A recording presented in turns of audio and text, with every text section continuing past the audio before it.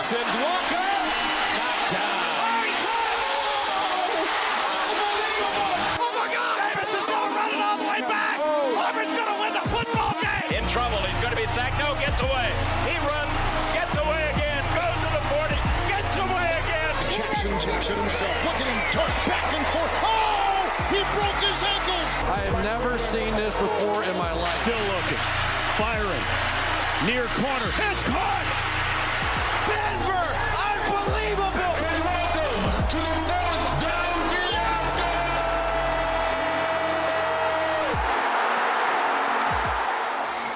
Hello and welcome to another episode of the Fourth Down Fiasco, your go-to podcast for all things football, brought to you by BetStamp, our partners. Yes, because people care enough about our pod to sponsor us. You are more than welcome to check out the massive portfolio of different sports bookies that BetStamp offers, from BetMGM, Bet365, FanDuel, Caesars, etc., etc., etc. You can check it out at signupexpert.com/fiasco. And why do you care? Well, if you place a $10 bet, there are all kinds of little trinkets and rewards that they're giving out right now with the start of the NFL season. So, I know Danny recently did one. Which one is it that you get the $100 back on? So if you bet $5 in Bet365, they give you $200 for free. Wow, who doesn't love free money? If I was told, hey, give me $5, I'll give you 200 all day, every day. Put it on repeat. You'd have to be dumb not to take $200 for free. Exactly. So yeah, make sure you check out signupexpert.com/fiasco with our partners over. Why the hell not? It's football season. So let's place a couple bets, baby.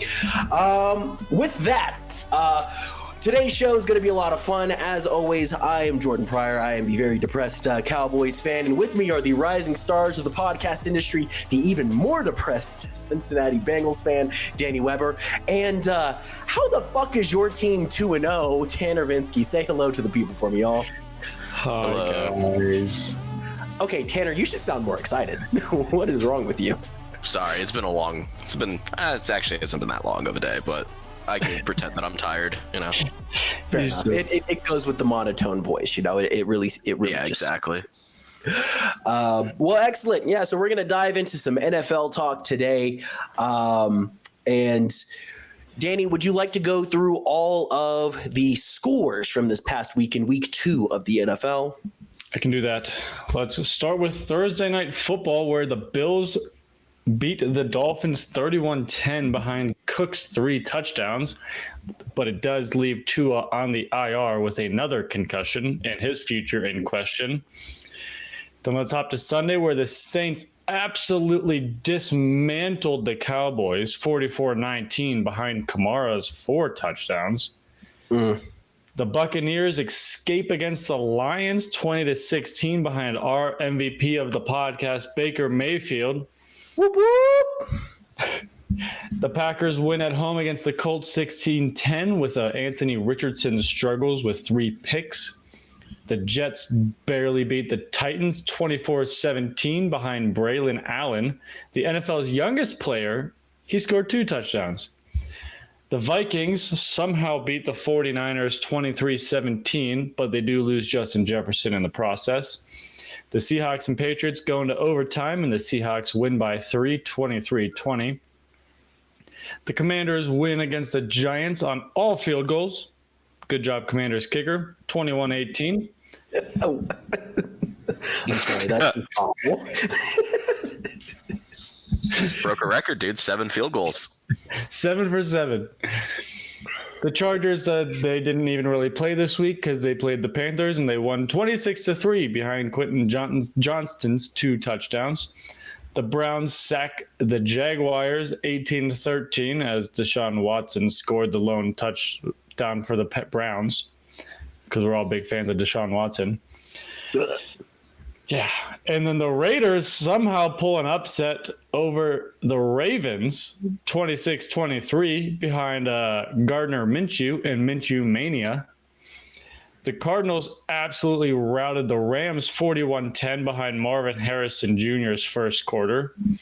The Steelers and Broncos, I don't even know what happened. The Steelers find a way to win, and the Broncos look bad.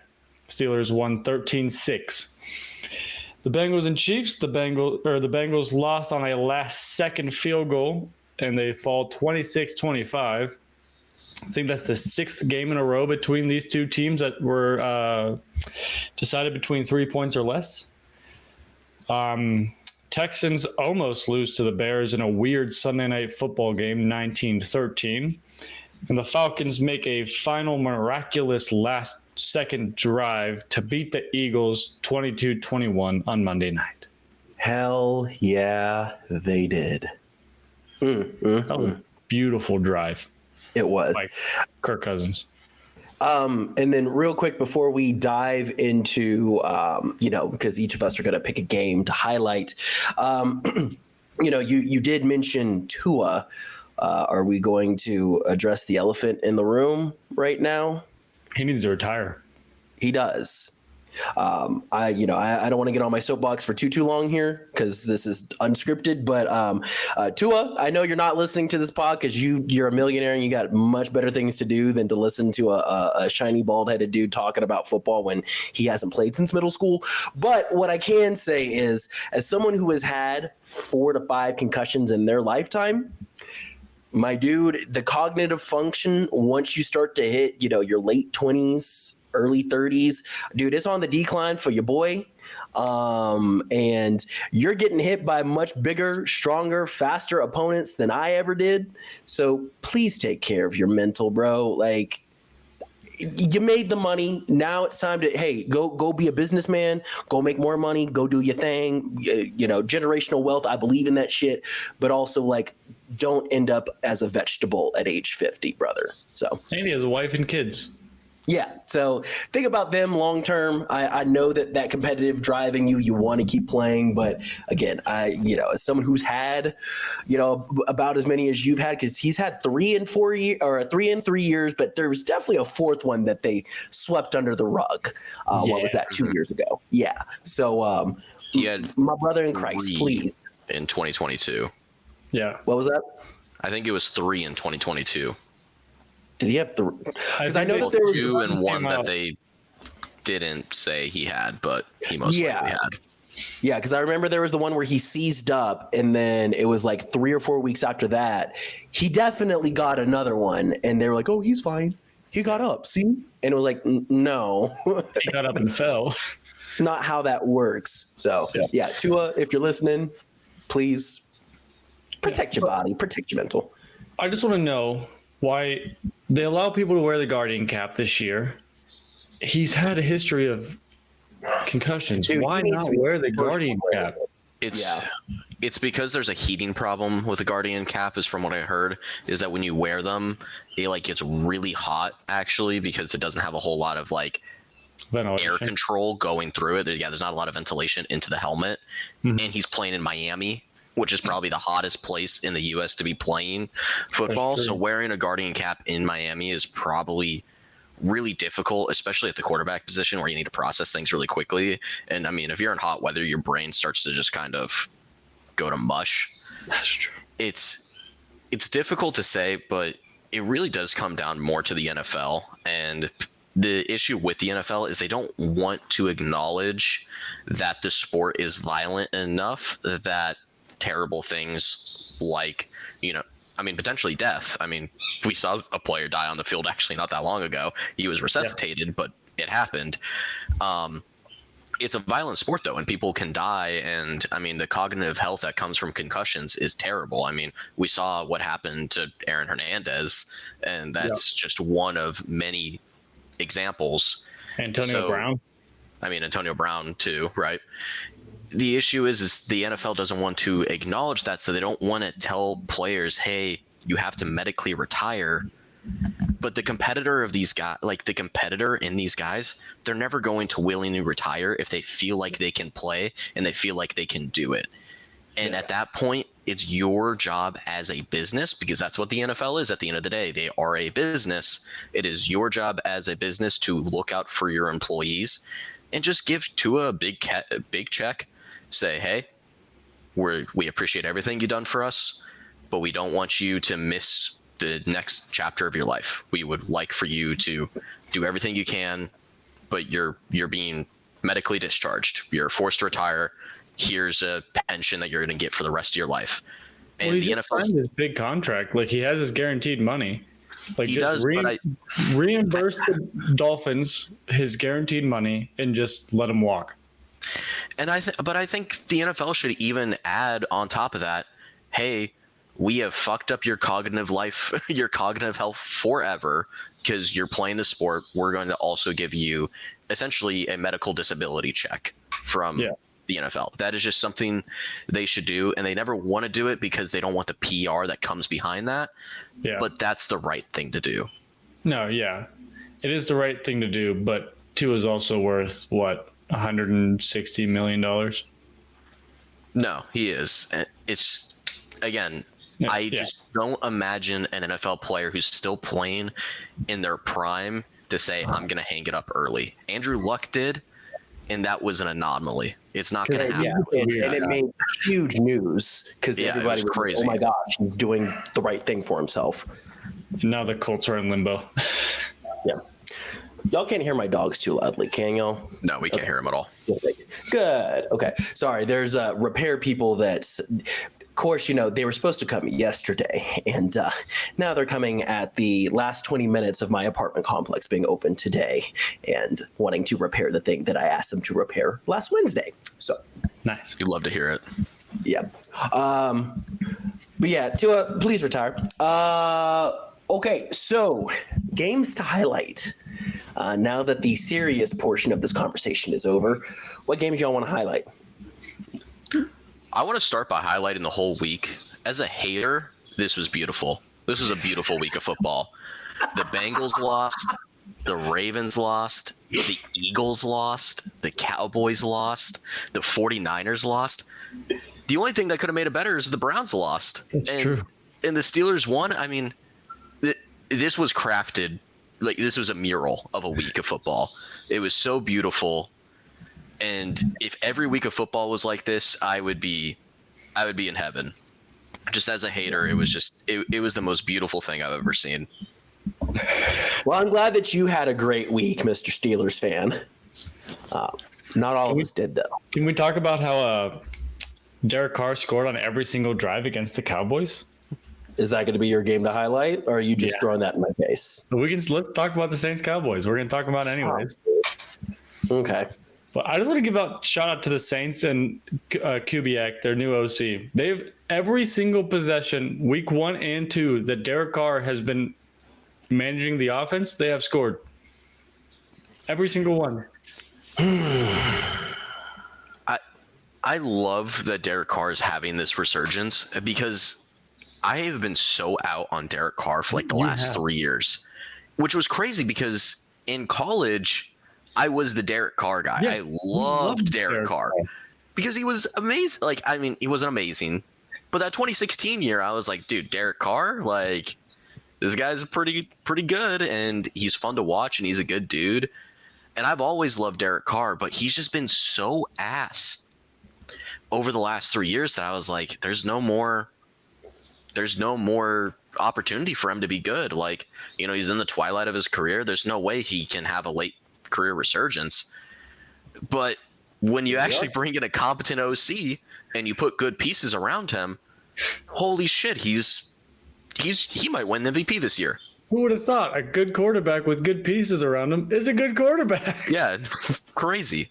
And I think this further highlights, and I'm gonna don't want to go too much on a tangent, but as much as a Derek Carr guy as I have been for most of my life, I've always hated Sean Payton.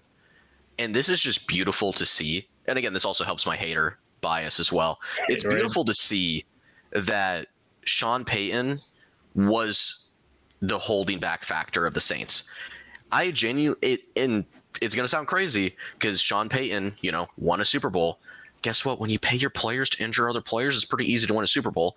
Also, you had Drew Brees. You had Drew Brees as your quarterback. Guess what? It's not too hard to win when you have a top 5 quarterback of all time. And I don't think that's too egregious to say that Drew Brees is in that conversation of a top 5 quarterback of all time. Who was the running If back? Breeze would have had a better head coach, he probably would have more than one ring. And that's what I'm saying. If you had a better coach than Sean Payton, he probably would have won more. And I think Sean Payton was the big problem of those Saints years, like towards the end of Drew Brees' career. Yeah, the last 2 years, Drew Brees' arm was shot. But I think if you had a better coach around Drew Brees and that Saints team, they would do better. And you're looking at the Saints team now under new management, under a new head coach and with a better OC under center, and you're like, oh wow, Alvin Kamara is an amazing running back. Wow, we already knew that. Chris Olave is a bona fide number one receiver. We've known that. Rashid Shaheed is an amazing deep threat. These are all things we've known, but they've never been able to put together because they've been like shackled and not able to use the tools that they actually had. I also think they're getting out of cap hell. They were in cap hell for a long time. Because Sean Payton just kept kicking down the bucket and didn't refuse to actually construct a positive roster. Sean Payton sucks. And I mean, you saw it even against the Steelers game he just had to. He's just terrible head coach. Sorry, other Jordan. I really do not like Sean Payton. Yeah, shout out Broncos correspondent Jordan Edel. No, I think the Broncos would be better if they fired Sean Payton, to be honest. I agree. He told me the other week when we were doing our over-unders for the AFC, when Tanner and I picked over-under, and we said under 5.5 wins, he said he stopped listening to us. He's like, there's no way the Broncos don't win at least 5 games. And I think he's starting to fall back into our side after these first 2 weeks. So, well, they're on an 0-17 pace, so. Yeah. Yeah, there's plenty of games left to be played in the season. The Bengals are still the betting favorite to win the AFC North at 0-2. So, yeah. And, thankfully, I will say this, yes, it was a good week to hate watch on people. And so, I, as a Cowboys fan, am thankful for last night. Well, we're recording this on Tuesday. People are listening to it on Thursday. But for Monday night's game, for that exact reason of, hey, Cowboys might have got that ass whoop, but we still tied for first in the NFC East right now. There you go. Record-wise. We did mention what went well for the Saints, but Jordan, what went wrong for the Cowboys? See, I was really hoping we wouldn't have to highlight this game. I was going to come back to it. I wasn't going to let you get away. About it. Good job, Tanner. Good job. What went wrong? I mean, everything, but it really started with the defense. The first half, the offense really wasn't that bad. Dak was having a pretty good and efficient game up until Jalen Brooks fell on what should have been a routine post route, down the middle of the field. And I don't fault Dak for the first one. The second one was Dak. But first one, I mean, it was one of those, I've seen him complete that pass 1,000 times to Michael Gallup. And it's quite incredible to me to look at this and say, I would rather have Michael Gallup than Jalen Brooks or Jalen Tolbert right now as my wide receiver 3. That's how bad both of them are. Defense couldn't stop a nosebleed if they wanted to. It was just a bloodbath from the beginning. Danny, what'd you say? It was 6 straight touchdowns against our defense, right? Yeah. Yeah. And, just watching it, I'm just getting so frustrated because I'm like, y'all know what they're going to do. They're either going to have Kamara spring to the outside on a handoff or, a pitch, or they're going to do a screenplay. And then whenever you finally do commit having people, then that's when you get the, Chris Olave and Rashid. Is it Rashid Shaheed? Is that how you pronounce his name? Rashid. I'll look it up, but I'm pretty sure but that's when you get the deep threat and the couple of deep balls that were thrown. That's what happened. And shout out to the OC for the Saints because I mean they great game plan. They cooked us. And yeah, second half, offense looked like shit because we were playing so far behind. And this team isn't built to really play from behind. This team is built to play ahead. And so, then that's whenever you started getting all the sloppy play, guys fumbling. Dak threw that second interception, which was just bad. He was trying to force it in there, trying to make something happen. But yeah, really started with the defense, ended with the defense. Was not a good look front to back. It did snap your 16-game home winning streak in the regular season. Yeah. Well, and I knew as soon as Tom Brady mentioned it in the pregame, I was like, thanks, Tom. We're going to lose this game because of you. The last 2 games you played at Jerry World, you both gave up 40-plus points. Like, you gave up 40-plus points just to... So is Jerry Jones cursed? Jerry World is, apparently, now. Yeah. We've always known Jerry Jones was cursed. When has Jerry World ever not been cursed? It's not like we've won anything meaningful in Jerry World. That's true. But yeah, it doesn't help that Trayvon Diggs was talking shit about Chris Olave before the game happened. It doesn't help that after the game, Micah Parsons immediately went to podcasting and talking about it. At least he took accountability. It was like, yeah, we sucked.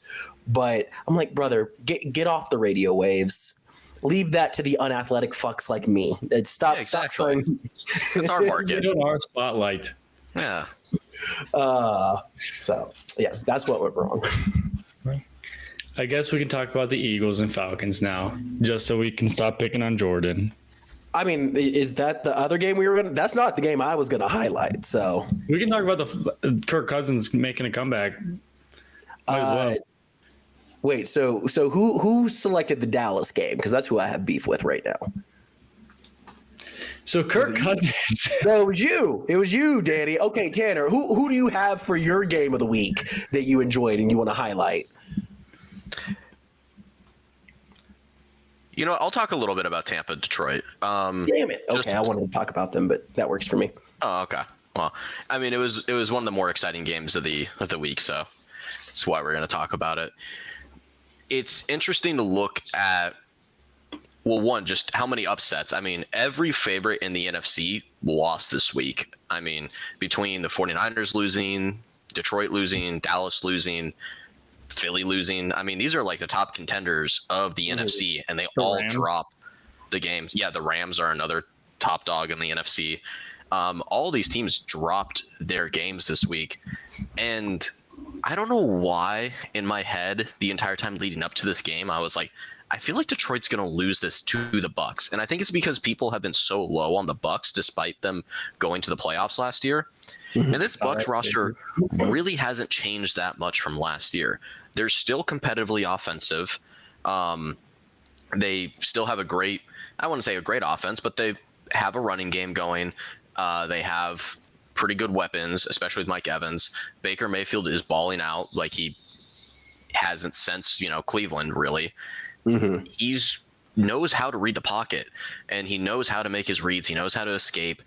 And this is a game where Baker got sacked 5 times, or was it 6? It was 5 or 6 times that he got sacked this game, 5 of them by Aiden Hutchinson, which was insane, which puts Aiden Hutchinson already on a very early, very dominant path to Defensive Player of the Year.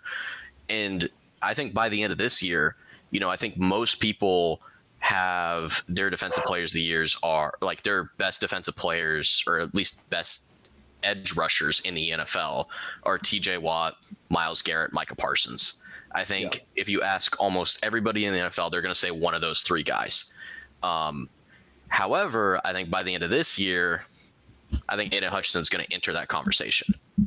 He's been very dominant, and this was an especially dominant game. And I know the Bucs O-line has regressed, but they still have Tristan Wirfs. They still have a very important tackle piece, and they're just being eaten alive on that side of the field.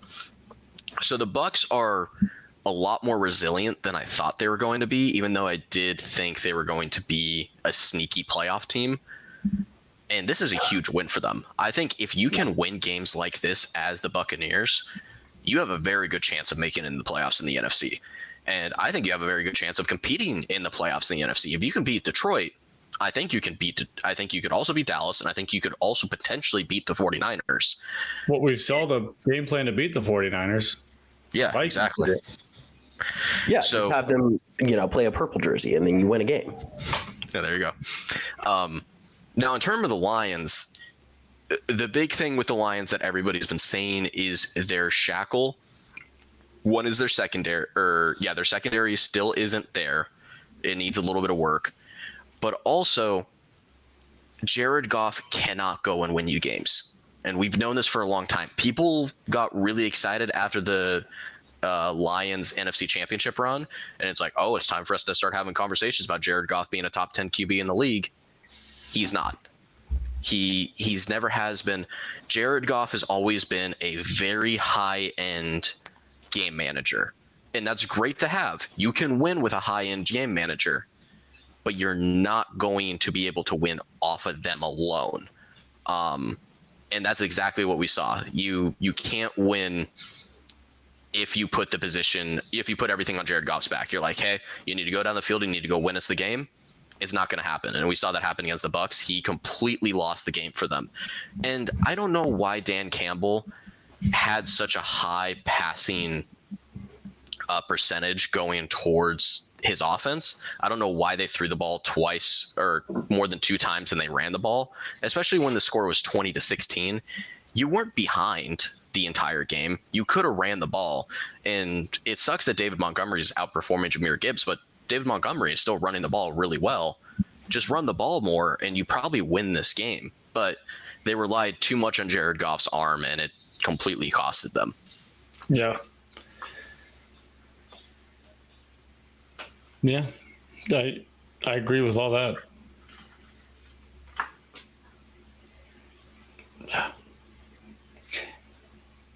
I'm just glad Baker Mayfield's succeeding outside of Cleveland now. No, me too. I still can't believe that Cleveland made the decision to take Baker out of there. It was such a dumb, boneheaded decision, and it keeps costing them each week. Yeah.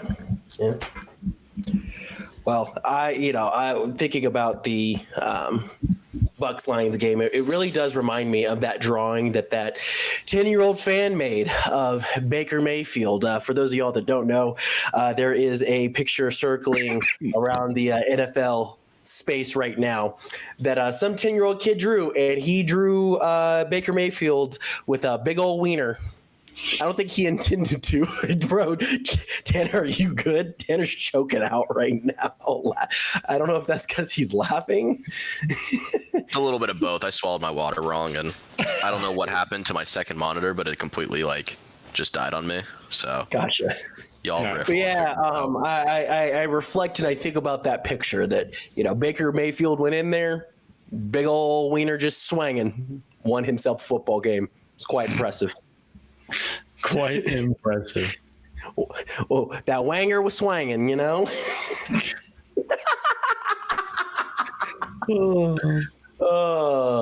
I provided absolutely nothing to that conversation football-wise. No, not at all. But now people know that Baker's got that dog in him. If they listen to our podcast, they should know Baker has that dog in him. Yes, we are the most pro Baker Mayfield podcast in the country, and I will die on that hill. That is a hill that I think that we might actually be able to say is real. Cool. Any last thoughts about Bucs Lions, real quick? No, sir. No, sir. Okay. So for my highlighted game of the week, I'm trying to pull up the stats real quick for it.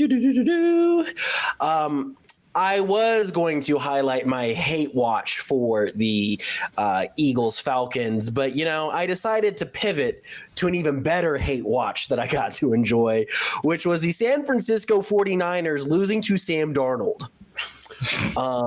I don't think that there is any greater joy in this world that the Lord can bestow upon us than the San Francisco 49ers losing to a backup quarterback. Hey, he's the starter now. Come on. It's Sam Darnold, brother. That's MVP but yeah. Sam Darnold to you. Yes, he is the Sam Darnold to me. You are correct. But yeah, overall, I mean, San Fran just struggled converting, because if you look at the stats, Brock Purdy had a decent day minus the one interception, but 319 yards, 28 passes completed. Jordan Mason had a decent little day. Huh? 6 sacks. Yeah. That's part of the reason why they weren't able to convert. Jordan Mason, also had a decent little day, 20 carries, 100 yards, a tutty. Debo had a big day, which I believe Debo's out now, isn't he, for a couple of weeks? But yeah, and then you look at the flip side of that, and he is out. And a lot of statistical categories, aside from Justin Jefferson being Justin Jefferson, the 49ers kind of outplayed Minnesota on offense, but they just weren't able to convert. And also, it didn't help that there was kind of some, I wouldn't call it garbage time, but a late resurgence by San Fran in the fourth quarter to try and make it a closer game. But yeah, man, I loved every moment of this, man. Every moment of it. It is fun. It is fun watching the 49ers lose. I'm with you on that one. Yeah, it's awesome. Yeah. Especially as a Cowboys fan, it felt really good. Felt really, really, and it's good for Minnesota too, who bless their hearts going into this season. We were all talking about them being not only a top 5 pick, but we were kind of joking on this pod that they were going to be the number 1 pick in the draft, but they'd be fighting Carolina for it at least. Yeah. And here we are, and they're 2-0. And now, does anybody know how long Justin Jefferson's going to be out? Because I believe he also got hurt as well. Yeah, he's not expected to miss a game. Oh, that's good. Okay, I'll be curious about that one. But it is, I saw a stat. It is beautiful to see that the MVP, like the early MVP runners right now, are Baker Mayfield, Derek Carr, and Sam Darnold. What are we watching? What are we witnessing right now? Yeah, what alternate 2017 reality are we living in right now? Yeah, exactly. I saw a stat. It was former Carolina Panthers quarterbacks Sam Darnold and Baker Mayfield. Since leaving Carolina, their touchdown to interceptions are it's 48-12 or something like that combined. Yeah, it's something ridiculous. Yeah, it's like a 4-1 or 5-1 ratio. Yeah. But when they were at Carolina, they finished right before they left. It was 27-22 was touchdowns to interceptions. No, I think it was close to that. I think it was 21-20. Yeah, it was something stupid close. Yeah. Terrible. Yeah. It's like what Tanner said. You give somebody a competent coach and you give them a couple of weapons, all of a sudden quarterbacks start to look pretty good. Sam Darnold got drafted to the bad New York Jets. Put him on the Jets now, he'd probably be playing pretty good. It drives me crazy how badly quarterbacks are mismanaged in the NFL. Because before the draft took place, the consensus number 1 quarterback in the draft was Sam Darnold. It wasn't Josh Allen. It wasn't Baker Mayfield. Yeah, it was between Sam Darnold and Josh Rosen as 1 and 2. But Sam Darnold, I think, was the consensus. That's a name I haven't heard in so long. I know, right? He was mismanaged. He was terribly mismanaged. I mean, he was traded a year after he started. He only got 1 year. But Sam Darnold was the consensus number 1, and then he fell to 3 to the Jets, and completely imploded, and he went to a terrible situation that had zero support for him. And this happens all the time, and that's why it's crazy. We'll talk about the Panthers here in a little bit, but it's crazy that I think they're making the right call here by benching Bryce Young, but I can't believe Bryce Young is already benched. That's what's so insane to me. He's getting less games than Jamarcus Russell did. To put that in perspective, Jamarcus Russell, I think, got about 40 games. Bryce Young has only gotten 28, which is unreal. Yeah. He's gotten 28. No, he hasn't gotten 28. Sorry. I was already counting preseason? He's gotten not 13, 17, 18. He's gotten... No, he would be at 18 now. Jamarcus Russell had 24. That was the number I was thinking of. Jamarcus Russell had 24 games as a starter, and I think Bryce Young has only had 18 games as a starter before he was benched. One for every Big Mac that he could throw down in a sitting. Yeah, right. And And this is the thing is like when you put a quarterback in a terrible position, they're going to fail and they're going to lose their confidence and they're never going to be able to be the quarterback they were touted to be. That's why I actually like that the Patriots aren't having Drake May go out there and just get demolished in that terrible receiving core and terrible team that the Patriots have assembled. And instead they're like, hey, let's have a smart backup veteran, Jacoby Brissett, go out there and, have Drake May learn behind him. Guess what? Yeah. If the Broncos would have done that and would have kept Russell Wilson and had Bo Nix sit behind Russell Wilson or learn behind a veteran presence, Bo Nix wouldn't have to go out there and play a top 5 Steelers defense and throw 2 picks and look terrible because he gets to watch Russell Wilson get eaten alive, and Russell Wilson can teach him all those things. And instead he's out there being like, I was just dominating on Oregon and now I'm getting absolutely destroyed. And the same thing's going to probably happen to Caleb Williams because that's just the Bears' luck, right? Is you get this generational talent and it's, we mismanaged. His offense actually sucks and he can't do anything. So now he's going to be terrible. And this is just what happens. And it's like, just let your quarterback sit. It worked with Mahomes. And I know that was a perfect situation to have Alex Smith, but just let them sit. It's always going to be better. And if they sit and they end up sucking like Kenny Pickett did sitting behind Mitch Trubisky, then they were just destined to suck. I mean, Pickett was never going to be good. There's a number of reasons why, people get mismanaged, but a big factor in all of them is always, what does the offensive line look like whenever that quarterback gets put in finally? Because that was the thing about Aaron Rodgers, whenever he finally got to take over, they had a decent offensive line by that point. He also got to sit a couple of years. Pat Mahomes, they had a decent offensive line. He was able to sit for a year or half a season or whatever it was.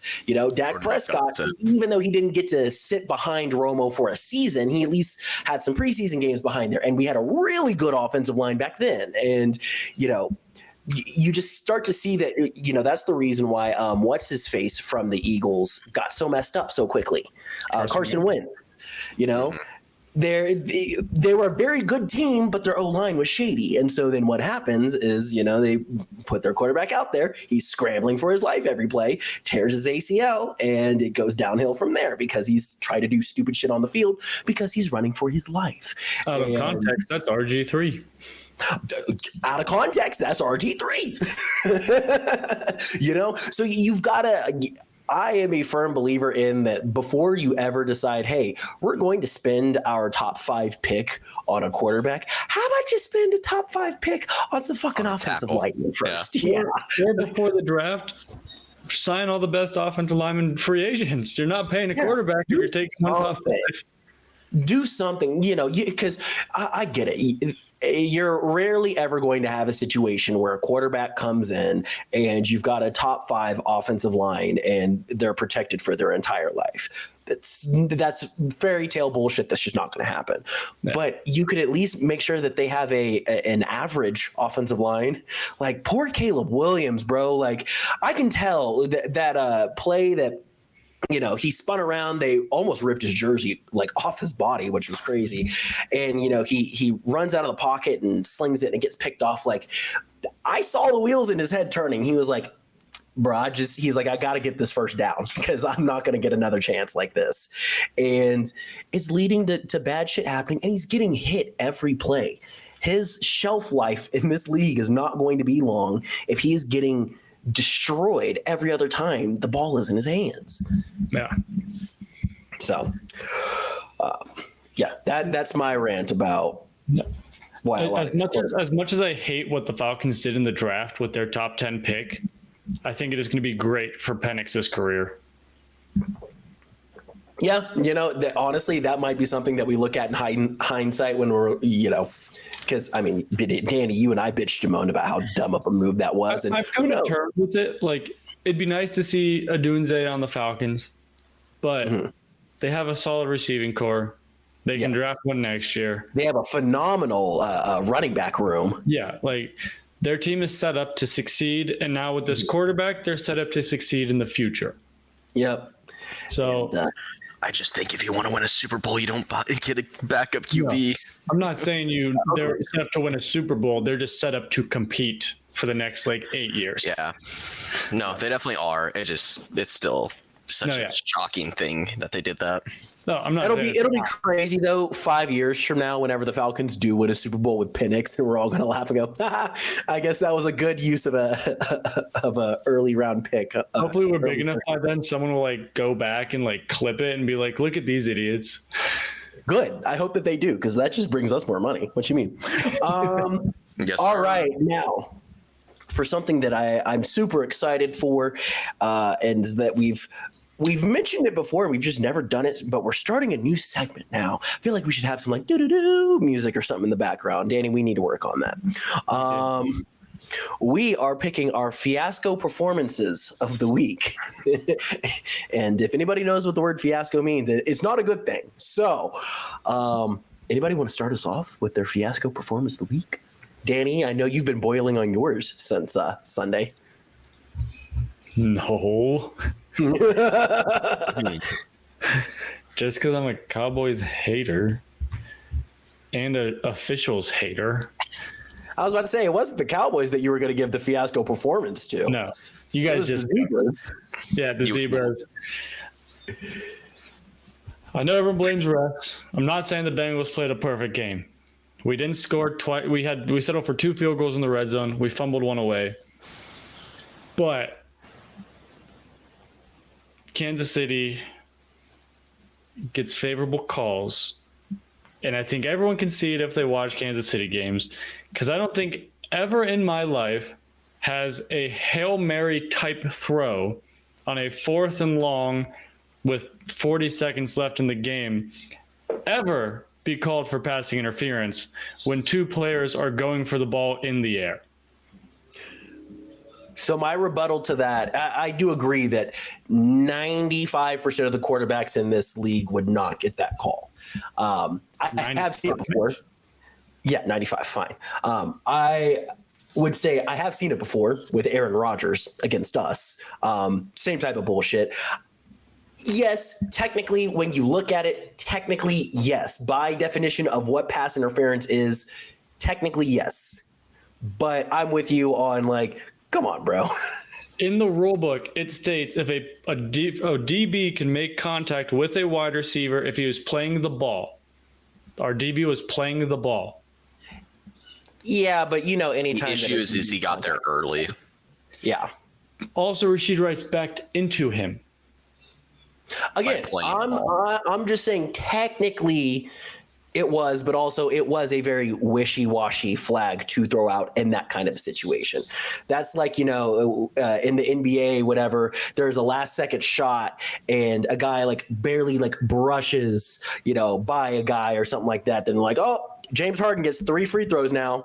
And it's okay, it's only because it's James Harden. It's only because it's Joel Embiid. It's only because it's Pat Mahomes in this situation.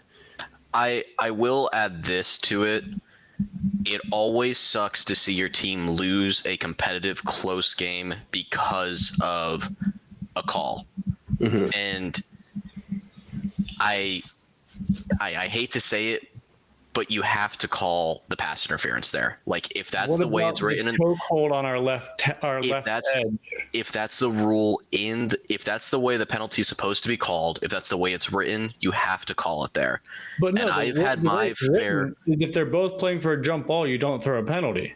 He got there early. He got there early. It doesn't matter if he got there early if they're playing the ball. Matter. But this is the thing: it always sucks as a fan of your team to lose a game because of a call, and it's not, and it just sucks. Trust me, Jordan and I have both been there. Des Bryant, we don't know what a catch is because Des Bryant fell to the ground, and by definition of the rules back then, it's hard to see, and it still pisses off Cowboys fans that it happened that way. The same thing has happened to my team. I'm warm. I'm hot now. Yeah, exactly. The same thing has happened to my team. To this day, I look at the Jesse James catch at the goal line against the Patriots. To this day, I cannot comprehend how it is not a touchdown. I still can't. To this day, even though I've heard a million times why it got called that way and why it was the correct call, right? But there's something in my brain as a biased Steelers fan that makes my blood boil whenever I think of that play, and I get so pissed off at the refs. And it sucks, but on that drive with the Chiefs, there was, big first downs that were negated by penalties called on by the Chiefs. It wasn't favoring the Chiefs. They just called what they saw. And we're getting a lot of revisionist history right now, and I'm not saying you're doing this, but I'm seeing a lot of people saying, "Oh, it sucks when this is happening because Tom Brady never got these calls, and Tom Brady, was able to." That is some bullshit revisionist history. Yeah. Tom Brady benefited more than anybody off of some ticky-tacky calls. And was it a ticky-tacky call? Yes. But that's the way they just have to call the game. I think Chiefs fans would be more pissed off if the opposite happened. Your DB got there early, knocked the ball away, the flag wasn't thrown, right? Well, if you're going to call that one, call the chokehold on the same play by the offensive lineman. That's fair. And I can understand that too. The issue, though, is they have to call what they see, right? How do you not see? There's three guys. You have two officials. And it's never going to be perfect, but they saw the defensive pass interference and they had to call it. Now, should they have called the offensive holding? I haven't actually looked at the play. I don't know what the holding play was. But it's when Mahomes steps up to get ready to throw, our right edge starts running away, and he's in a chokehold. It was some WWE shit. Yeah, I'll have to look at it. But you have two officials watching three rushers, and for not either one of them to see a chokehold is crazy. And it's one of those things that they have to call what they see, right? And it's better for them to call the DPI there than to not call the DPI there, because at least they're catching the penalty. Now, if there's a holding on that play too, that sucks. They should have called that. But it's not. And again, it's hard to always see it this way when it happens to our teams, but there isn't a grand conspiracy. There isn't this big way of the refs helping the Chiefs win football games. It's easier to think about it in that way because the Chiefs are dominant in the game. There's a big conspiracy about the Chiefs helping the refs play football games. Go back to any Twitter bias, not a conspiracy. A conspiracy makes it sound like they, huddle up underneath Denver International Airport because that's where the Illuminati shows up, and they're over here talking about, how do we make sure that Kansas wins the Super Bowl? So there's a big group of people that are saying Kansas City get a lot of favorable calls. Yeah, again, I think that I would love for you. Honestly, we should make it a segment at some point, whether or not if that exact call gets called and go through like every starting quarterback in the league, because I guarantee you for Dallas that flag doesn't get thrown. If KC's on defense and that same thing happens, I don't think they're getting a flag. No. If you have 9 out of 10 people, they'll probably say no. I feel like they would for y'all. I think we're getting in our own heads here. We observe our teams under a microscope because they're the teams we watch every weekend, right? And every call called against our team is a bullshit call. I've talked to a handful of other fans this weekend, and they're like, "Oh yeah, against Kansas City, yeah."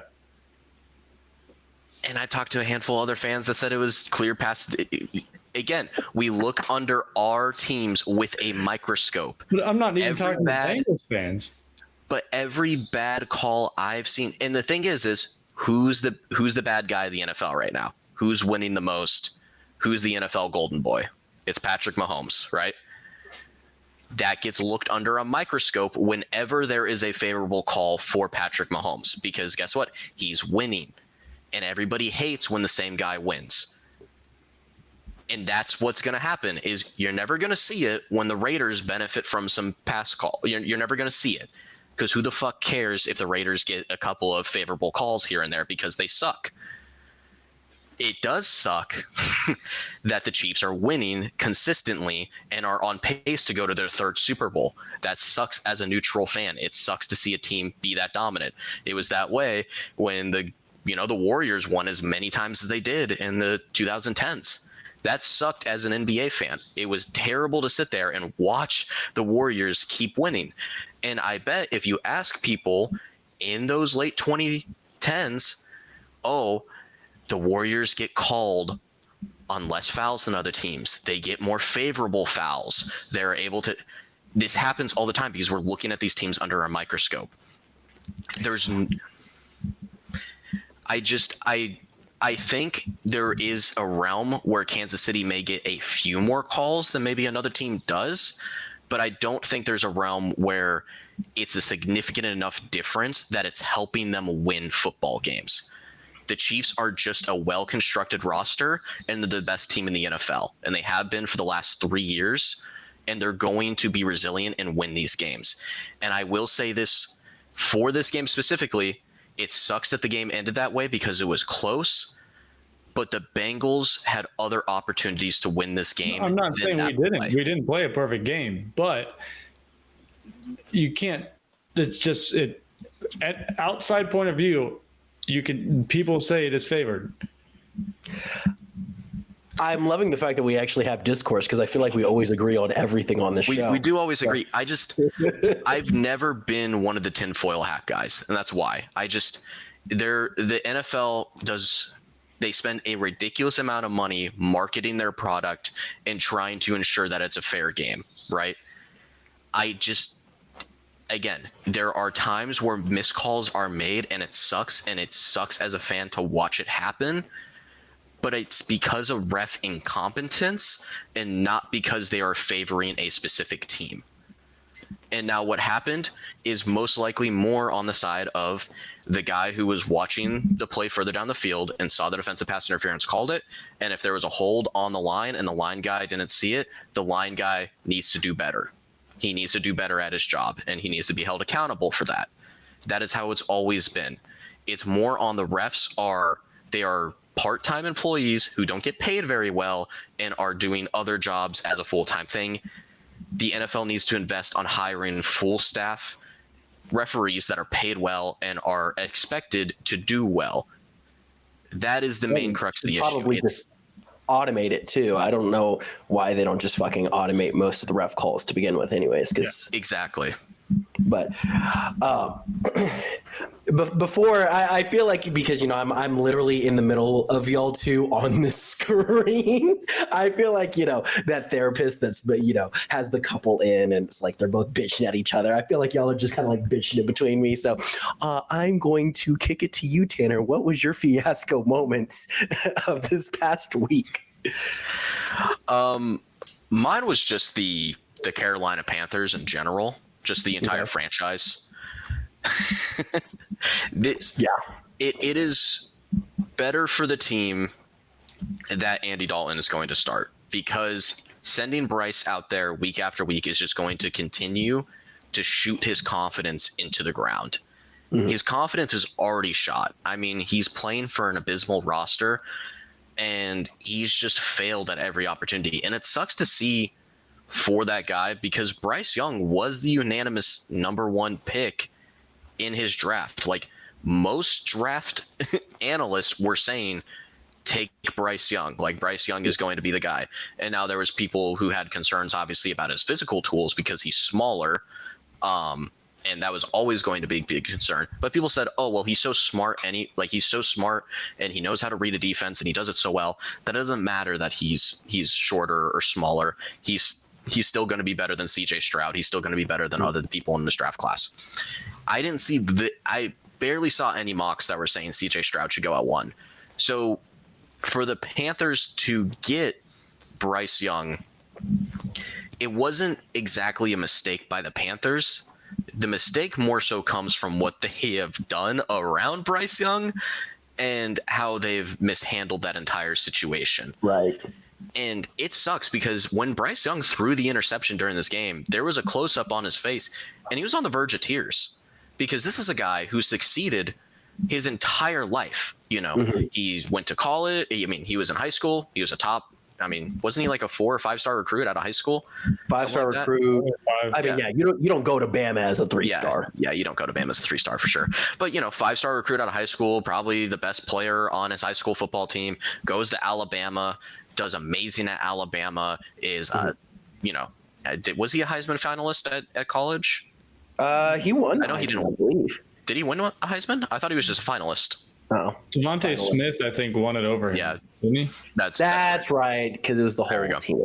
Yeah, Regardless, he did amazing in college, and then he's hyped up as the number 1 overall draft pick. He gets drafted number 1, and he's like, you know what? I'm going to be the guy that turns the Carolina Panthers around. I've succeeded everywhere I go. And you get there, and you're just not it anymore. You go from your entire life to being the guy, and you're the best person, and you have this huge, I mean, rightfully so, you probably have this huge ego, and you're like, I can do this. And then you get there, and you just can't do it anymore. And it sucks seeing him throw the pick, and it looks like he's about to cry because, I mean, shit, if you were in his shoes, you'd probably be feeling those same emotions. Wildly upset. Yeah, it sucks. It sucks for him, and it sucks that he's lost the confidence to play football right now. So it's good that they're finally bringing in Andy Dalton, so he doesn't have to keep, becoming more and more deep in his own sorrow, right? But this is unprecedented that Bryce Young is being benched at this stage in his career. So I looked it up so I get the exact numbers. Bryce Young has played 18 games in the NFL. Jamarcus Russell played 31 games before he got benched. That's almost half of the games. Oof. That is insane for how bad Jamarcus Russell was. Yeah. That Bryce Young is being benched before him. And the Panthers, it sucks for the Panthers because I went to the stadium and it's a beautiful stadium and they actually seem like they have a pretty passionate fan base with a pretty good culture around them. I mean, they have to. And it's just, they suck. They're just so bad. They could go 0-17. I didn't think they could before the season started. After watching those 2 games, I would not be shocked if this team goes 0-17. Yep. And it's all because of David Tepper. It's all because of David Tepper. If they would have just had a better owner during this, they could be competitive. I mean, it wasn't very long that they were in the playoffs. I mean, it's been less than 10 years since they were in the Super Bowl.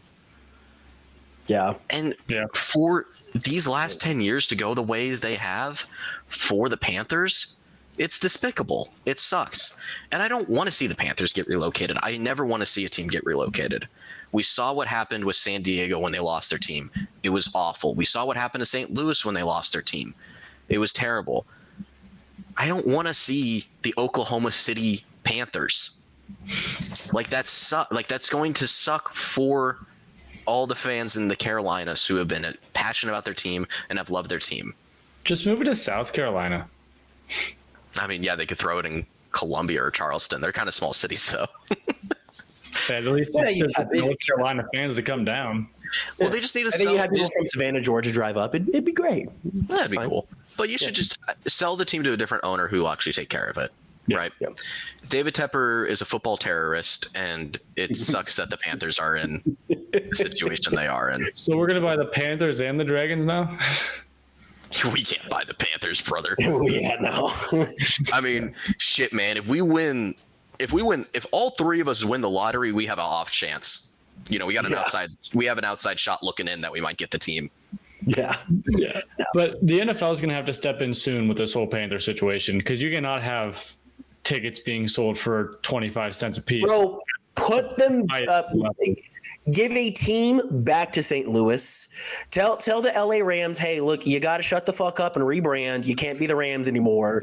Not like their fan base cares. They're like, we got our Super Bowl that nobody showed up to the parade for. Yeah. Which they can go be crazy. I know. They can go be the Los Angeles, I don't know, the Los Angeles Coasters. I don't know, the Coast Guardians. I don't know. Give them something. Regardless, put a team back in St. Louis. They are foaming at the mouth for it, and they deserve it.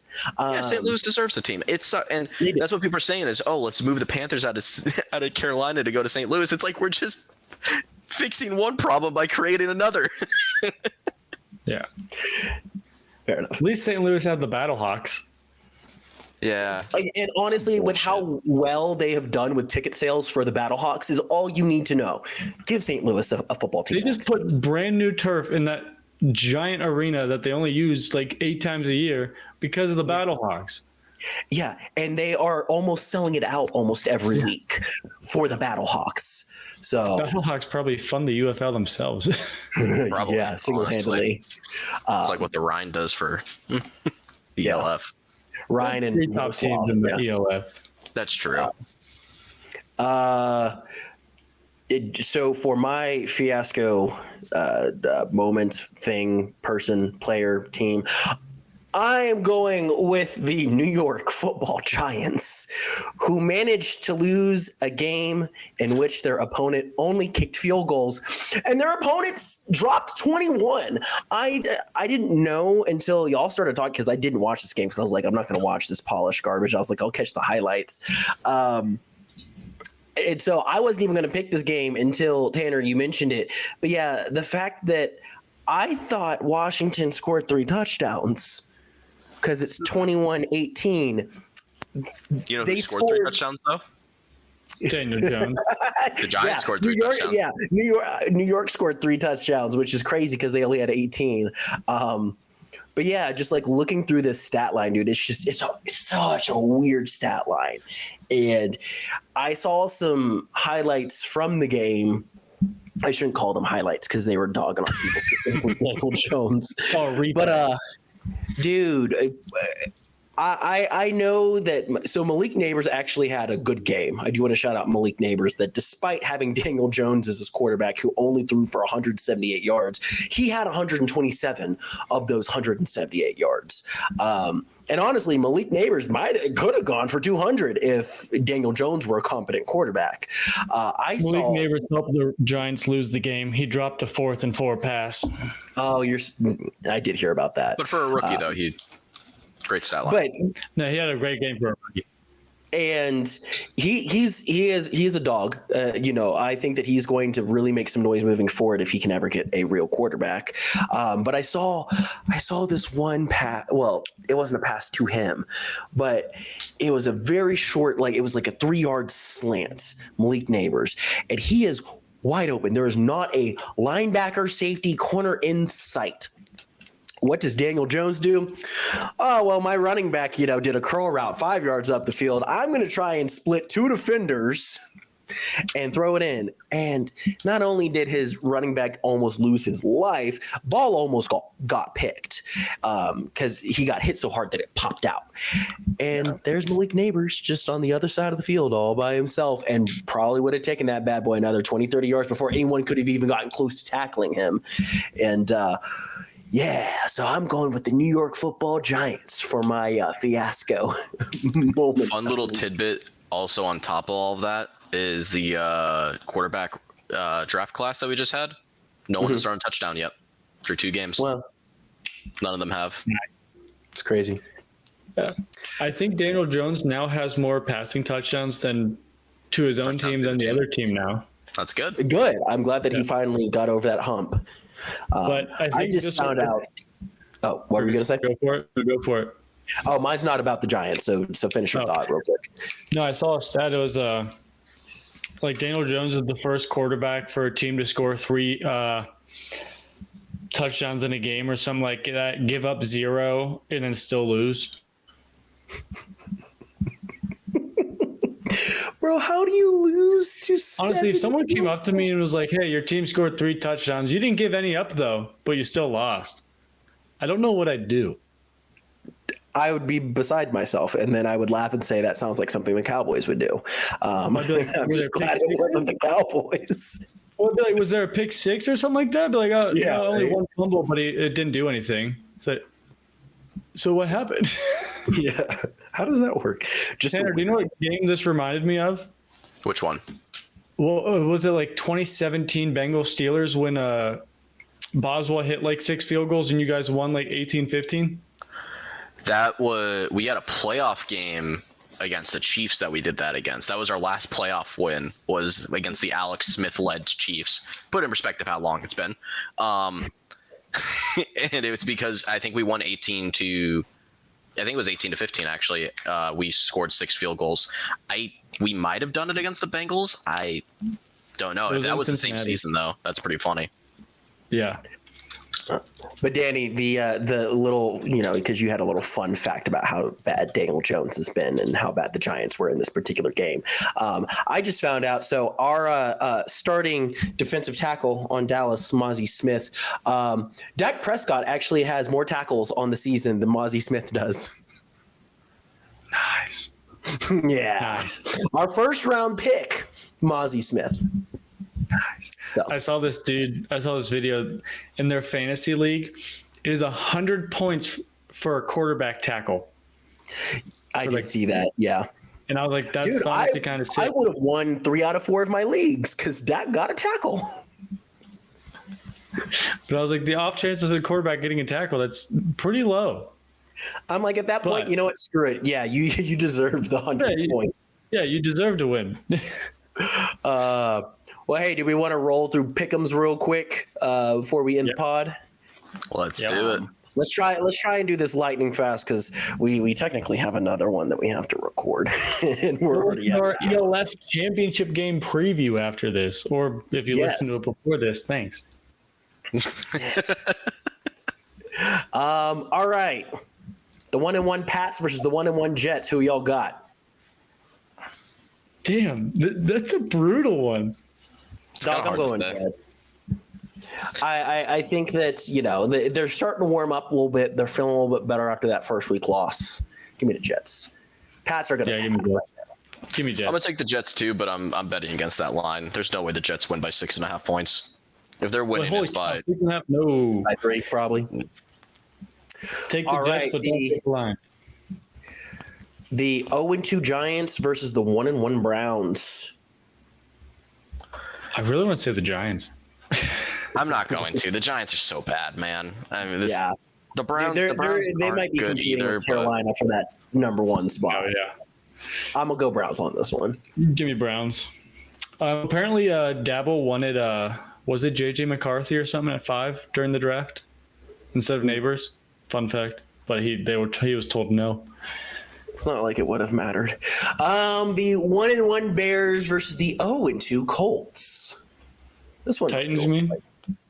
It's okay. We can do the other one. I'm on ESPN. Never mind. Mine's all mixed up. I'm looking at Packers Titans. I'm on NFL.com. That would be it. Go for it. We're on 3 different ones. Jordan, you lead. We'll find the game. So you're saying Bears Colts? Yeah, Bears Colts. Give me Colts. I'm gonna take the Colts. I don't like Caleb Williams. I don't like Caleb Williams. I've been very adamant about it. I don't like it. I will be cheering for the gayest quarterback in the league this weekend. He's going to beat the Indianapolis. All right. The 2-0. Oh, this is going to be a fun game. The 2-0 Texans versus the 2-0 Vikings. Texans, Jefferson's out. Yeah. I think that the Cinderella run for Minnesota ends this upcoming week. I think even if Jefferson is in, I think the Texans are just in a better spot as a team. Yeah, they've got too much hard for them to lose. Power. Yeah. This will be a fun one. The 1-1 Eagles or the 2-0 Saints. I'm going Saints. I don't want to pick against the Saints until they prove me otherwise. So I'm gonna go Saints. Until a team can stop them on defense, honestly. Yeah. Well, and also, I don't see the Eagles can stop them. The Eagles are have only won 2 out of their last 9 games or whatever it is, and it's because people have finally figured out Jalen Hurts. They're like, all right, dude, if we can stop him from doing the fucking tush push, into the end zone, 3 times a game, we're gonna win. I don't want to go their defense. I don't want to go their defense. I don't want to go too much on a tangent here, but after the game, a reporter asked Reed Blankenship about how the locker room looked, and they said, "Oh well, we're a player-driven team, so it was really just the players, helping talk to each other at all." Apparently, Nick Sirianni in the locker room didn't talk to his guys at all after losing that game. Why is Nick Sirianni still head coach of the Eagles? He should be quit. He should be done.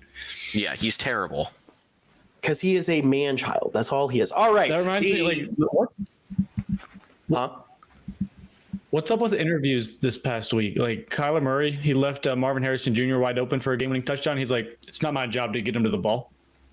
You're the quarterback, aren't you? Sorry. Weird thing to say in an interview. Yeah. I have some weird interview footage of Kyler Murray at some point in my lifetime, somewhere on a hard drive somewhere but I believe all of it has technically, I've sold the rights to the Arizona Cardinals. So I don't know if I'm actually allowed to post it these days. But all right, the 2-0 Chargers versus the 2-0 Steelers. Give me the Steelers. It feels so gross to say it, but the spread is -2 to Pitt. Oh my goodness. Oh, dude, yeah, because I mean, this game, it's gonna be a hideous game.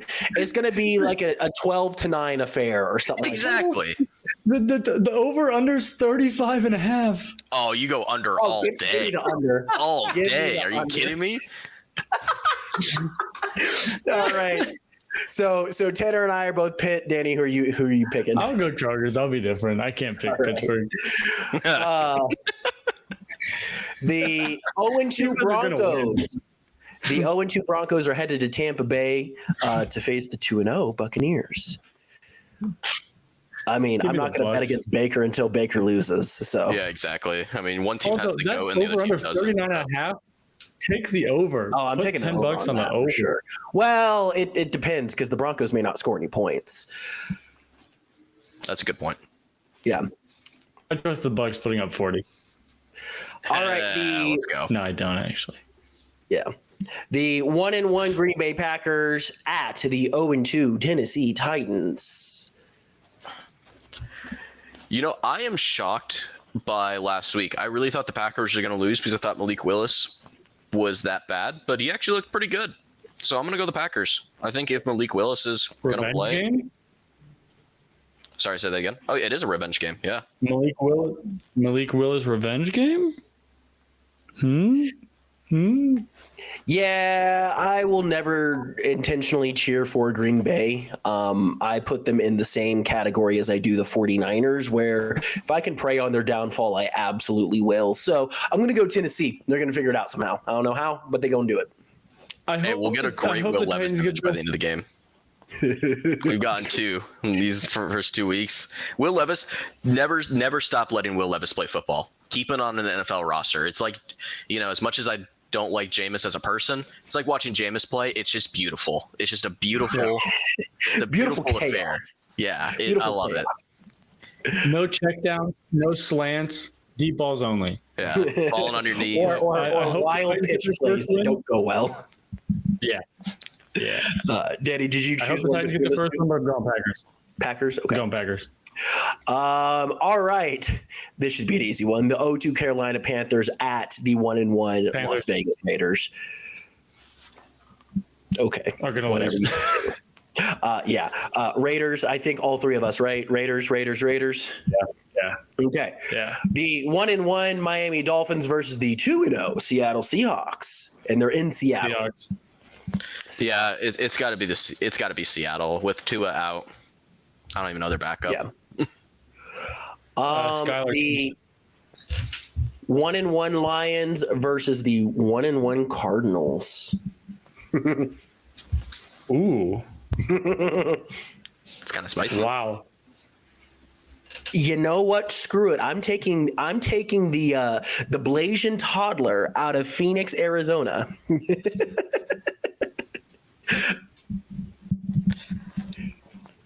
That's a tough one. I'll let you go first, Danny. I think since it's a toss-up, you kind of have to go with the home team, right? Sure. Do fans make that big of an impact? He might. So you're going Arizona? I'm going me. I'll go Arizona. Yeah, I don't trust the Lions so far this year. Tanner? I don't either, but with losing to the Bucs, I feel like they got to have a bounce back, right? Well, averages say they're going to win this game. Know. I mean, I wouldn't be shocked. I kind of like taking Arizona here, but I'm going to hedge my bet and take Detroit. If you would have told 17-year-old me that he would be, cooped up in his apartment doing over-unders on Kyler Murray, I think he'd be very upset. So, but we're still taking Kyler on this one. That's awesome. It's what happens when you peak in high school. The 0-2 Baltimore Ravens versus the 1-1 Dallas Cowboys. I hate everything about this game. Yeah, this is a good game to root for the bomb. I hate everything about Hope Bain shows up to the stadium for this week. You merely adopted the dog. I'm gonna choose the Ravens on this. I know, Danny. I see Tanner? the Dude, I don't even know because both of these teams they're supposed to be Super Bowl contenders, man, and they lost to the Saints and the Raiders. And so don't knock the Saints yet. That's a good point. Yeah, I mean, the Raiders' loss is worse than the Saints' loss, to be honest. I mean, how do you lose to the Raiders? Hey, Gardner Minshew is second in the NFL in passing yards. Yeah, what the fuck, man? What world are we living in? I can't. Brock Purdy is leading the NFL. Baltimore, their O-line is objectively worse. Their defense is looking worse. Justin Tucker is not the same kicker he's been the last couple of years.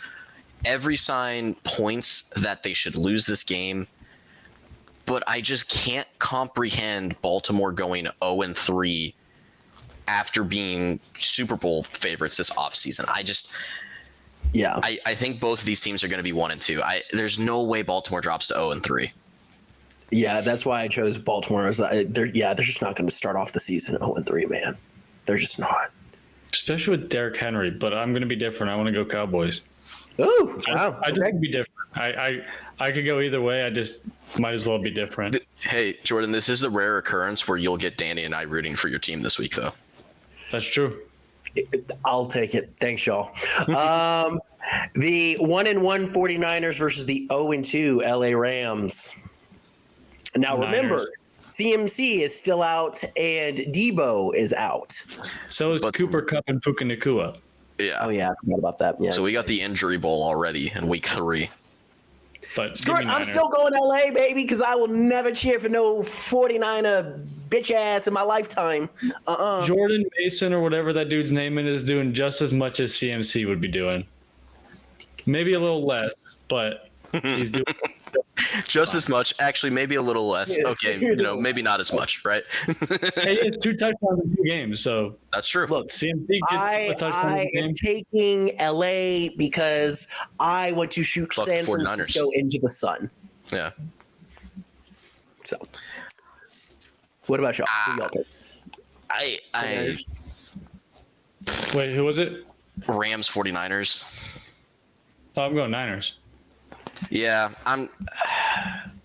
I would take the 49ers, even though I want the Rams to pull this off somehow. And it's going to suck because the Rams are also a team that I think should be good, and they're going to be 0-3, and I don't know how that happens. But injuries. Yeah. All right. The 2-0 Chiefs at the 1-1 Atlanta Falcons. Give me the Falcons. Patrick Mahomes hasn't really impressed me passing the ball this year yet, and they just lost their leading rusher in Pacheco for 6 weeks. Yeah. And I like the Falcons secondary. Secondary. Secondary. And Jesse Bates has played against Patrick Mahomes plenty of times before, and he knows him. So it's same thing I kind of said about the Saints a little bit earlier, but stands a little bit more true. I'm not going to bet against Patrick Mahomes. I'm just going to take. That's fair. I'm going to take the Chiefs every time they play, just until they actually start losing games. Yeah, I'm in the same boat. The 0-2 Jacksonville Jaguars are visiting the 2-0 Buffalo Bills. Sorry, Jacksonville. Yeah. Sorry. Well, you know what? A draw, Screw it. I'm going to go out on a limb and say somehow Jacksonville is going to pull off a bullshit victory. Don't know how, don't know why, but They just lost to the Browns. What was that? They lost to the Browns. Okay, so I don't care. Just like we are the greatest And to the Dolphins. Baker Mayfield truther podcast in the country, we're also the biggest Josh Allen hating podcast in the country. I love the energy. I love it. But holy fuck, man. Like, betting for the Jaguars is like subjecting yourself to like cock and ball torture. Like, the Jags are just such a they're just such a I'm a masochist. Yeah, man, they're just such a cursed franchise. Like, nothing ever good comes out of Jacksonville. That's one of the teams that I'm like, thank God I wasn't born in Jacksonville, man. Like, if I had to grow up rooting for the Jags, like, what a painful life. Yeah. And then the last game that I have pulled up here is the 1-1 Washington Commanders against the 0-2 Cincinnati Bengals. If the Bengals lose, I might quit the podcast. So this time next week when it's just me and Tanner, people will know why. If they've listened this far to the podcast, I should just not show up for like 2 weeks if the Bengals lose, and then they'll be like, "Where's Danny at?" Oh man. The same thing I said about the Ravens. There's just no way the Bengals go 0-3. No. There's no way. And if they do it against the Commanders, man, blow it the up. Bengals are bad in week 1 and 2. After week 2, they're fine. Exactly. There's no way they go 0-3. I just refuse to believe it. Even if the team is weaker than it's been in the last couple of years, starting 0-3 Burrow's is insane. 1-9 in week 1 and 2 and has like an over 500 win percentage, like 700 something after week 2. So he's fine outside the first 2 weeks. Yeah, and again, Washington's only win was because they scored 7 field goals, not a touchdown. They scored 7 field goals. So yeah, I'll go with the Bengals on that one. I have one more rant about week 1. The NFL announced that Mike Gesicki's touchdown should not have been overturned, so the Bengals technically won week 1. Oh my goodness. Anyways, thanks so much for listening, everybody. This has been the Fourth Down Fiasco, your go-to podcast for all things football. Make sure to check out our sponsor and partner, BetStamp. You can find them at signupexpert.com/fiasco. They have all the sports books you need. Go play some bets. We are not responsible if you lose any money. If you decide to listen to me say that the Jacksonville Jaguars are going to go beat the Buffalo Bills, don't listen to me. But we're not responsible if you lose money. But see you, everybody. But we are responsible if you win money. That's true. Yes. Bye. Bye.